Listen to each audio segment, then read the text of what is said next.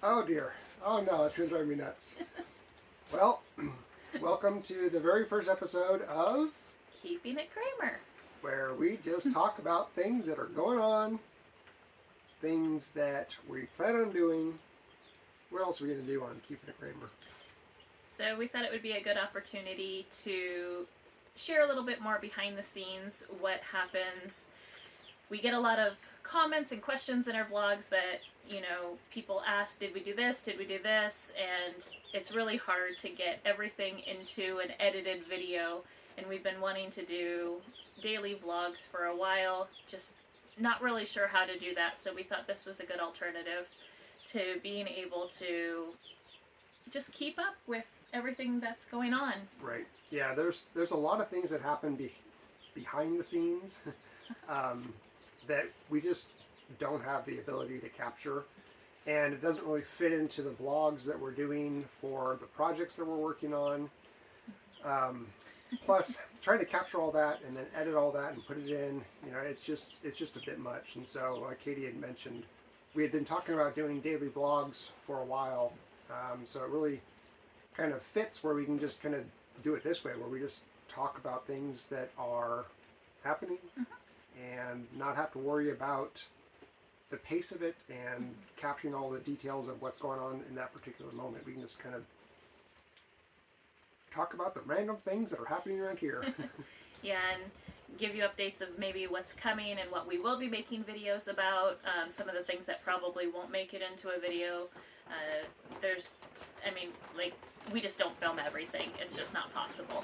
Right. And right now you can probably hear it's starting to pour down rain, so today we've really just been inside the RV cleaning. Yeah.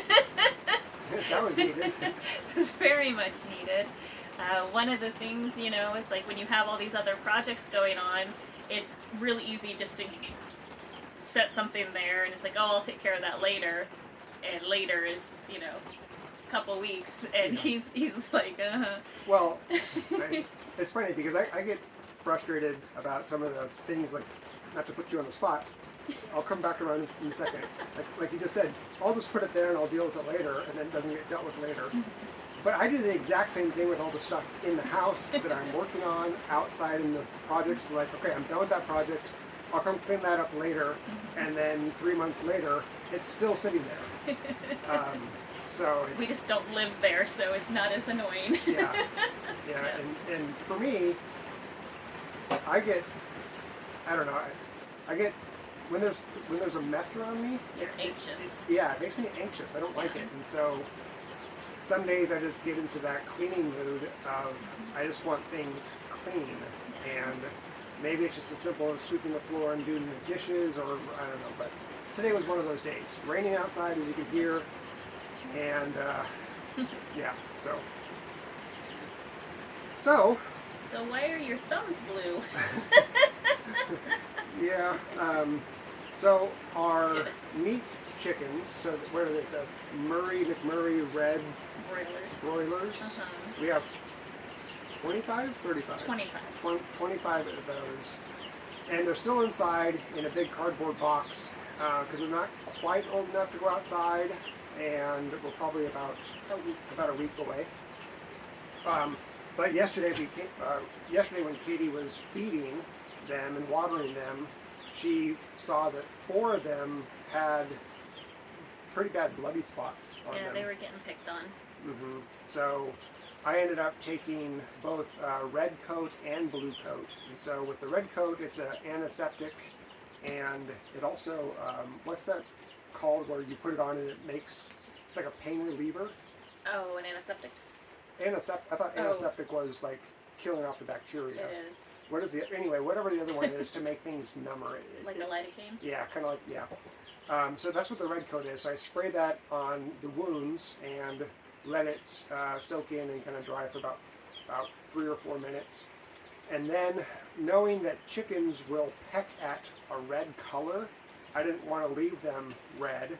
So I took the blue coat, which is why my thumb is blue, and I sprayed them with blue coat. And even though blue coat is for antifungal and antibacteria, I wanted to make sure they weren't red. So So I sprayed them all blue, and so we have 4 that we separated. Yeah, we put them in a separate quarantine area um, be- while we're waiting to get them outside. Yeah, and that should be soon. So I think the other last few days I've been working on a meat mobile. The Kraemer meat The mobile. Kraemer meat mobile. Pretty simple concept. It's just 2 pieces of metal roofing on a bunch of 2x4s that are, just in a square with some wheels and a pull bar. And my thought is, yep. We're just gonna do this. Okay. Oh, what do you think of that? What do you think? Oh, that's just weird. Oh, is this just weird? Just licky. My thought is that they can go underneath that for shelter and for shelter from the elements and also from aerial predators. And then we'll just have a electrified net around their area. And every day I'll move the meat mobile. And then on top of the meat mobile are places to put 5-gallon buckets for water and for food. Storage of water and food. So anyway, so that is almost done, except for the fact that the one of the wheels that we had, which was, we found these 2 wheels in the gray barn. Gray barn.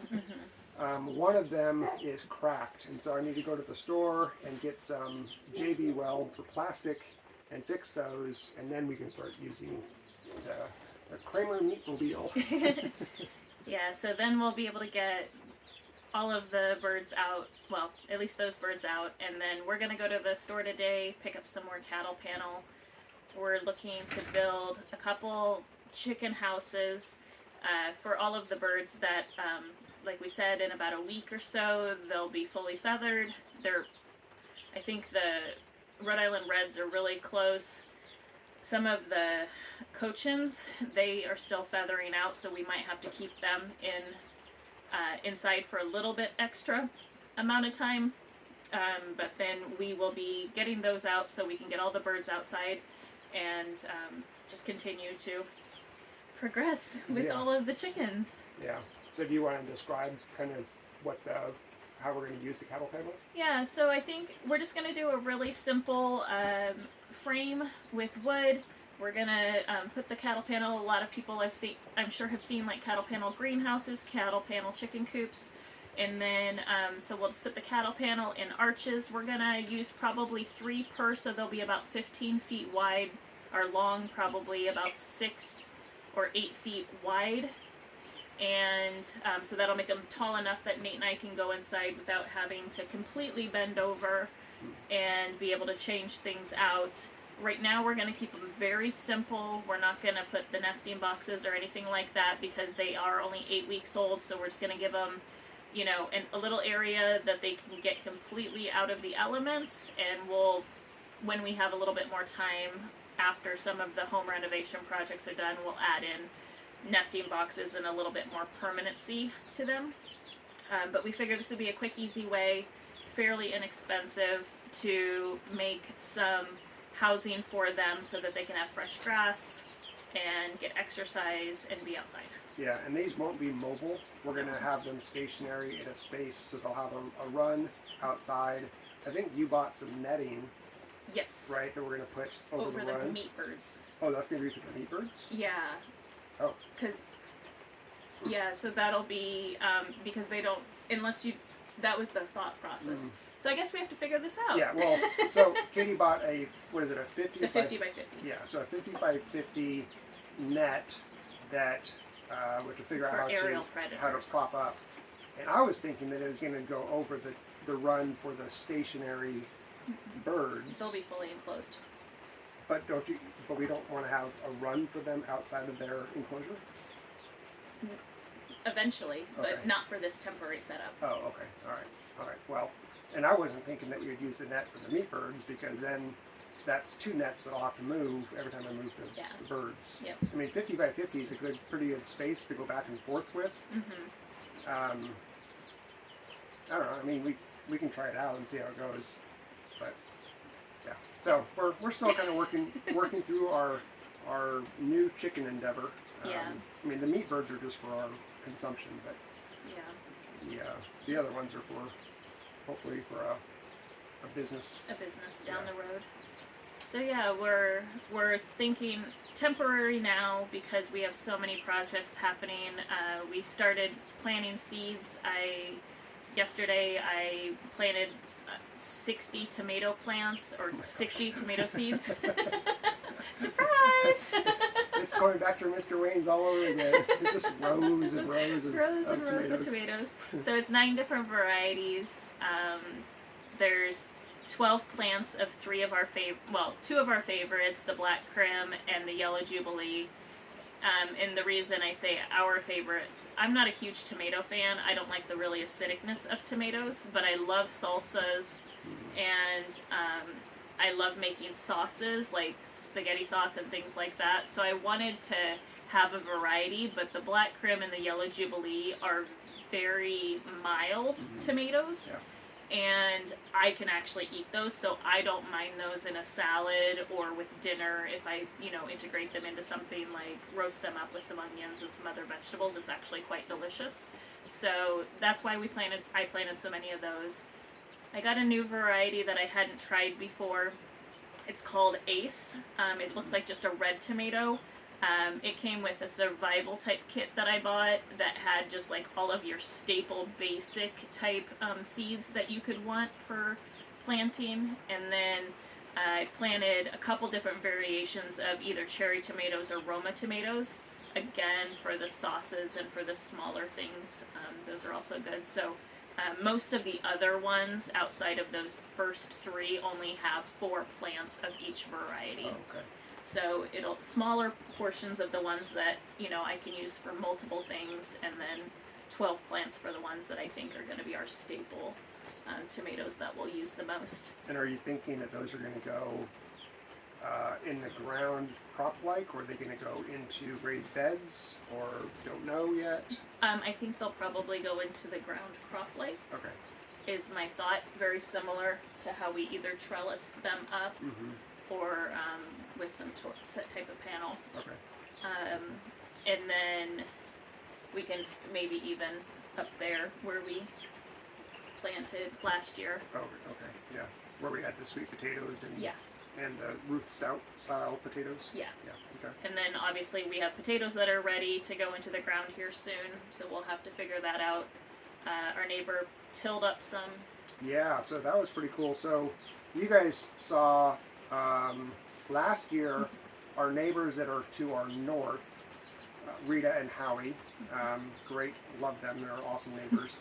Howie came down with his tractor and he used his tiller and broke up some ground in 2 locations, one to the west and one to the east.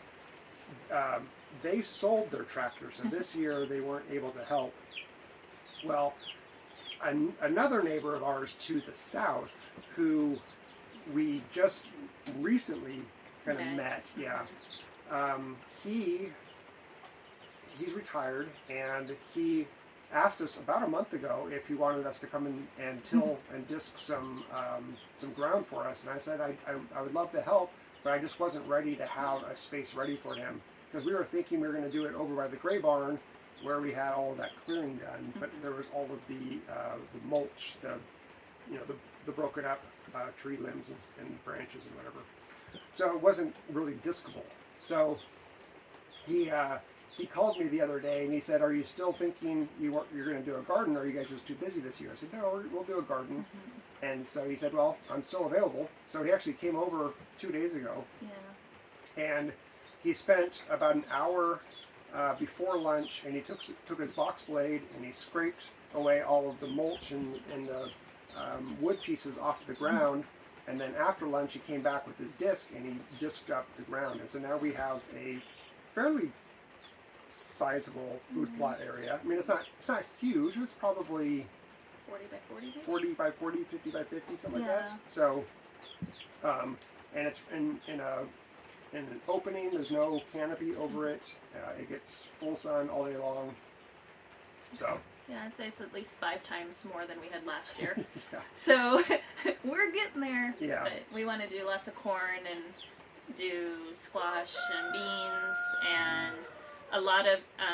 I want to plant a lot of things that we can help supplement the animals feed with to save some money as well with food costs, and plus just giving them more healthy, fresh vegetables for the chickens and for the pigs. And then we do want to work on improving our compost because we haven't really been successful with compost, and it's because we kind of start it and then it's like we just leave it alone and we've got piles all over the place. So I think we're going to incorporate into those chicken coops, that the temporary ones that we're going to build, we'll have 3 piles going in there, and I think that's going to really help help us get some dirt and stuff ready, because obviously we're going to have to be planting here soon. Yep. In a couple, but almost another month we'll be planting. Yeah, I think about a month, because we want to make sure there's no frost. Mm-hmm. And I Usually think in after this Mother's area, Day. in this area, you wait till Mother's Day. Yep. So, and then the big news, of course, is drywall. Drywall. We're no longer drywall ready. We are drywall installed. Yeah. So this last week, they started on Monday. Today is Friday. So Monday, Tuesday, and Wednesday, the drywall crew came out. There's 2 of them, John and Brad, and they spent the 3 days hanging drywall, which took them 2 days. Yeah, and then on Wednesday they did the first coat of mud, tape and mud, and so that takes 2 days to dry.